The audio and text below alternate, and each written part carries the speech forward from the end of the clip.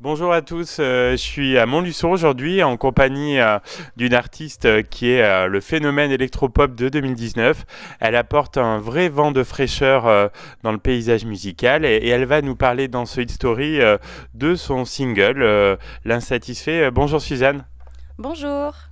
Avec ce titre, vous avez un petit peu envie de revenir sur la fâcheuse tendance de l'espèce humaine en fait de jamais se contenter de ce qu'elle a. Exactement, je pense que cette chanson, elle est partie d'un moment où j'étais donc serveuse dans un resto. J'ai beaucoup observé les clients et c'est vrai que la chanson L'insatisfait est partie d'un client que je servais souvent et qui était rarement content euh, pour différentes choses. Et c'est vrai que ce soir-là, en tout cas, lui était très insatisfait. Moi, j'étais insatisfaite aussi d'être du coup en train de le servir. Et j'ai ramené cette émotion et ce sentiment à la maison et j'en ai fait une chanson parce que je me suis dit qu'on était tous très liés quand même par ce sentiment, peu importe la raison en tout cas de notre insatisfaction. Mais je pense que c'est un sentiment qui n'a pas forcément été, en tout cas au niveau des thématiques de chansons, qui a été exprimé. J'avais envie d'exprimer cette chose-là en tout cas. Et ce titre évoque aussi les limites qu'on s'impose soi-même des fois dans sa vie. Oui, bien sûr. Je pense que mon message principal, que ce soit à l'insatisfait ou sur les autres chansons, il y a quand même toujours une espèce de truc comme ça qui relie un lâcher-prise. On se bloque sur beaucoup de choses. Et voilà, j'essaye d'emmener en tout cas à décrire ce genre de situation pour prendre une conscience et se dire qu'on peut être satisfait et aller chercher les choses aussi par soi-même. C'est des mots qui parlent à tous, hein, c'est d'où la force de ce titre. Bah, je suis contente qu'il touche du monde parce que c'est vrai que quand je l'ai écrit, je pensais pas qu'il y aurait autant d'insatisfaits. Voilà, donc bah, je suis ravie de voir que des gens se retrouvent dans ces paroles, mais qui vont quand même bien et qu'ils arrivent à se satisfaire de quelques jolis trucs dans leur vie. Alors sur cette chanson, vous déployez toute votre verve en fait sur un son électro assez robuste et électrisant, on peut dire. Oui, j'aime beaucoup l'énergie de la musique électronique. Moi, j'avoue que c'est certainement une des seules musiques qui arrive à me faire lever. Et déjà, je trouve que c'est un très beau geste de faire lever des gens. Donc voilà, moi j'aime beaucoup, en tout cas, ma musique est assez frontale, j'aime bien dire ça. Donc électrisante peut-être, mais voilà, j'utilise des textures électroniques et je trouve que ça se mélange plutôt bien avec le côté chanson à texte. Justement, vous avez trouvé le bon équilibre entre la chanson à texte et cette musique électro. Ouais, j'ai l'impression d'avoir trouvé en tout cas une recette qui marche sur moi, quelque chose d'assez instinctif. Voilà, ça reste très sincère dans la façon dont c'est proposé, donc je pense que c'est ça aussi qui fait que la chanson voilà, marche. Oui, elle est efficace, on a tout de suite envie de se lever, quoi. Ah ben, tant mieux, je suis ravie. Si vous voulez vous lever, c'est ce que je voulais. Parfait. Et c'est un titre qui impose tout de suite votre univers. C'était pour vous enfin, une évidence que ce soit ce titre qui soit exposé. C'est un des premiers titres que j'ai écrit, donc ouais, il me semblait que c'était en tout cas pour une première prise de parole sur Internet, notamment sur YouTube, je trouve que c'était un bon moyen de me présenter via un personnage bien sûr que je décris, mais qui forcément est lié à moi. Voilà, donc je pense que l'histoire de l'insatisfait était super pour s'introduire en fait en tout cas. Il est né assez facilement, donc suite à ce client, en fait, les mots vous sont venus assez naturellement. Alors, j'aime pas dire que j'écris des chansons en 3 minutes, parce que c'est pas vrai. Oui. J'aime d'abord bah, recevoir le thème. Ok, là, ça s'est passé précisément ce soir-là. Ok, donc je vais parler d'insatisfaction. Mais puis après, j'aime quand même me faire le film dans la tête et puis voir plusieurs axes aussi de d'où peut venir l'insatisfaction. Ça peut être dans le couple, ça peut être dans la vie professionnelle, ça peut être. Donc voilà, j'ai quand même pris un petit peu de temps. Je suis partie de ce monsieur, mais après j'ai quand même regardé ce qu'il y avait en moi aussi au niveau de ça. J'ai regardé d'autres gens de mes proches, etc. Et puis la chanson ensuite s'écrit petit à petit. Mais comme ça, on a le temps de trouver les mots justes. Alors le clip, vous en parliez, est très sympa, hein. Vous êtes bien entouré à la fois au niveau de la réalisation et puis au niveau chorégraphie aussi. Alors j'ai eu beaucoup de chance de commencer, en tout cas mes visuels, avec Nils Castillon, qui est mon réal sur les 3 premiers clips, et Nicolas Huchard, qui est le chorégraphe. Je pense que c'est deux artistes qui fonctionnent très bien ensemble. Ils n'avaient pas forcément bossé ensemble avant.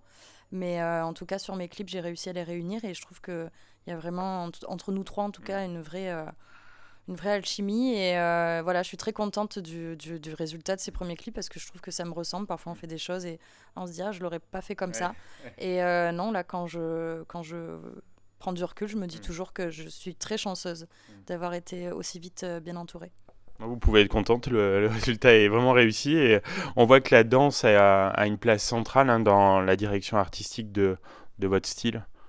Oui, je pense que c'est venu assez naturellement la danse parce que j'ai commencé par la danse. Donc j'aime bien dire que je suis un peu comme un Italien qui parle avec ses mains. C'est difficile pour lui de ranger ses mains quand il parle et je pense que c'est un peu pareil pour moi. J'ai besoin de danser en appuyant avec des mots, mais voilà, les mots appuient la danse ou la danse appuie les mots, ça va dans les deux sens. Et vous avez explosé les compteurs, hein. J'ai vu plus d'1,6 million vues sur ce clip. Ouais, assez étonné. C'est vrai que pour un premier clip, on s'attend pas à ce qu'il y ait autant de monde qui regarde, mais c'est là où je me suis dit, bah, je pense qu'il y a beaucoup d'insatisfaits en France. Donc, voilà, en tout cas, je suis ravie que la chanson tourne et que les autres clips aussi, du coup, tournent aussi. Donc, voilà. Donc Suzanne, vous êtes originaire d'Avignon, donc vous avez, entre guillemets, tout plaqué pour revenir à la capitale, c'est ça? Oui, oui, c'est ça. Je pense comme beaucoup de gens qui souhaitent faire ce métier, en tout cas qui souhaitent faire de la scène. Je pense que la plupart des productions et la plupart des gens qui travaillent dans ce milieu sont à Paris. Donc pour faire des rencontres, oui, j'ai été obligée de prendre un train avec ma valise et de partir à Paris et puis de tenter ma chance. Donc après, c'est pas évident d'arriver de pas connaître, de connaître personne, de pas connaître aussi l'ambiance. L'ambiance à Paris n'est pas la même que dans le sud, vous imaginez bien. Oui. Donc voilà, le temps de s'adapter, mais je trouve que Paris reste une ville où j'ai l'impression que tout est possible. C'est un peu la sensation que ça m'a fait, moi en tout cas, petite provinciale qui arrive à Paris. J'ai eu l'impression que tout à coup, tous les grands rêves étaient largement possibles. Et je trouve que en tout cas, cette ville a une vraie force pour ça. Avec la bonne rencontre. Bien sûr, bien sûr. Après, il y a le facteur chance. La première rencontre n'est pas arrivée tout de suite, mais en tout cas, j'avais déjà composé quelques chansons et c'est là où j'ai rencontré mon producteur qui est Chad Bocara, qui est toujours mon producteur actuellement et qui m'a ouvert les portes des maisons de disques qui ont permis ensuite de tourner ces fameux clips, de me faire partir en tournée, en concert et j'ai une grande chance. Et un très beau label aussi, donc du coup. Un très beau label, oui. 3e bureau chez Vagram qui s'occupe d'artistes dont je suis très admirative depuis longtemps, comme M ou Orelsan. General Electric aussi. Voilà, je pense que c'est un super label avec... ils me modulent pas, en tout cas, ils me façonnent pas. Je pense qu'ils m'ont pris comme j'étais, le projet comme il était. Et c'est ce que je trouve très agréable, en tout cas, de pousser mon univers avec ces personnes-là. Votre single du moment, donc c'est Suzanne, c'est le morceau le plus personnel. Oui, on va dire que c'est le morceau qui raconte un peu plus mon histoire. Après, j'ai appelé ce titre Suzanne, voilà, pour qu'on fasse le lien. Mais j'aime dire aussi que cette chanson, elle parle un petit peu à tous les rêveurs qui n'ont pas arrêté de rêver à l'âge adulte, ou qui ont encore ce rêve et qui ne part pas.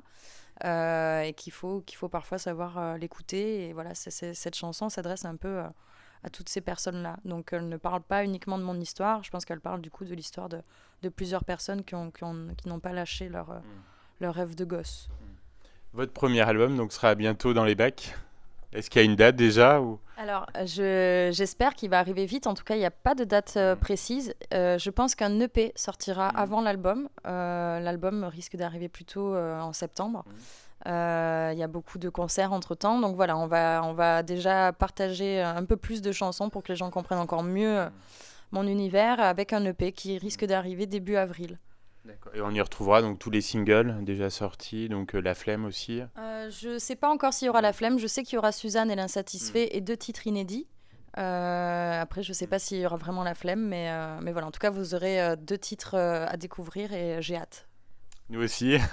Alors, vous avez fait beaucoup de concerts, hein, vous en faites beaucoup là actuellement. Qu'est-ce que vous apporte la scène ? Je pense que la scène, c'est un peu la finalité de tout ça. C'est vrai que quand j'écrivais mes chansons dans mon salon, je ne pensais déjà pas qu'elles seraient écoutées. Donc quand je me retrouve sur scène à les chanter devant des vrais gens, en fait, ces gens qui m'ont inspirée, je me retrouve à leur raconter un petit peu tout ça. Et pour moi, c'est un moment Ouais, c'est obligatoire la scène, vraiment, si on veut s'exprimer. C'est un moment magique où on ne peut pas vraiment le décrire, en fait, ce qui se passe. Il y a le track avant, il y a l'avant-scène, le pendant, et puis l'après, tout est décuplé, en fait, j'ai l'impression. Les chansons aussi prennent une autre dimension. Voilà, le fait de les partager, ça reste un moment très fort, je trouve. On vous compare souvent donc à Stromae, à Chris, à Eddie De Pretto. Ça vous inspire quoi? Bah, je pense que c'est normal de faire des références. Moi, je pense que la première, quand je découvre un nouvel artiste, je vais me dire, ah, il y a un petit peu de ça, il y a un petit peu de ça. Après, je pense que, pour moi, je pense que les influences sont très, aujourd'hui, mélangées dans le sens où je suis quand même une enfant des années 90, donc j'ai eu accès à YouTube assez vite, Internet, donc j'ai pu écouter énormément de choses. Donc voilà, mes influences sont différentes. Je pense que Stromae, ça a été un artiste qui m'a permis d'oser, parce que j'ai regardé ses vidéos, ses leçons qu'il faisait chez lui en train d'écrire ses premières chansons. Et en tout cas, moi, dans ma tête, je me suis dit, ah, c'est possible. En tout cas, il fait ça chez lui. J'ai beaucoup écouté ensuite son album. Et c'est vrai que c'est un artiste qui m'a inspiré, comme Chris. Voilà, je pense que c'est des gens singuliers. En tout cas, je suis très contente d'être comparée à des artistes qui sont singuliers et qui ont emmené leur univers jusqu'au bout. Et voilà, j'espère que à la fin, je pourrai m'émanciper aussi de ça et montrer qu'il y a un vrai univers à moi. Et voilà. Mais en tout On cas, n'en doute voilà. pas, on vous le souhaite en tout cas. Et, on dit que vous avez un potentiel énorme, donc on n'est pas au bout de nos surprises. Je peux pas confirmer ce genre de choses. Je ne sais pas. Moi, j'avoue que je vis au jour le jour avec tout ce qui m'arrive. C'est assez impressionnant. Donc, j'essaye de faire tout au mieux. Enfin, en tout cas, de voilà, me donner à 200%. Et après, on verra ce qui se passe, ce que l'avenir me réserve. Mais il y aura de belles Bah, surprises. vous avez tout, je pense, pour exploser et devenir voilà, une artiste majeure dans le paysage musical français. Est-ce que vous vous préparez à acquérir une grosse notoriété? Je sais pas si on peut vraiment se préparer à ça. Je pense que oui, le but quand on écrit une chanson aussi, c'est qu'on espère au fond de soi que la chanson sera écoutée par le plus grand nombre et qu'elle sera comprise par le plus grand nombre. Mais après, on peut pas calculer tout ça. Donc voilà, c'est un peu délicat. Voilà, moi en tout cas, je commence à rencontrer beaucoup de gens sur les concerts, des gens après qui me suivent sur les réseaux, donc il y a une certaine proximité. C'est des gens que je revois ensuite sur d'autres concerts. Donc oui, je sens qu'il y a quand même quelque chose qui se passe. Et c'est très beau à voir, très beau à vivre. Mais voilà, ne gâchons pas la surprise, on verra plus tard. D'accord, bah merci beaucoup Suzanne. Donc on va suivre avec attention la suite de votre parcours et puis on vous souhaite le meilleur. À bientôt, j'espère. Merci beaucoup et merci à Logos FM.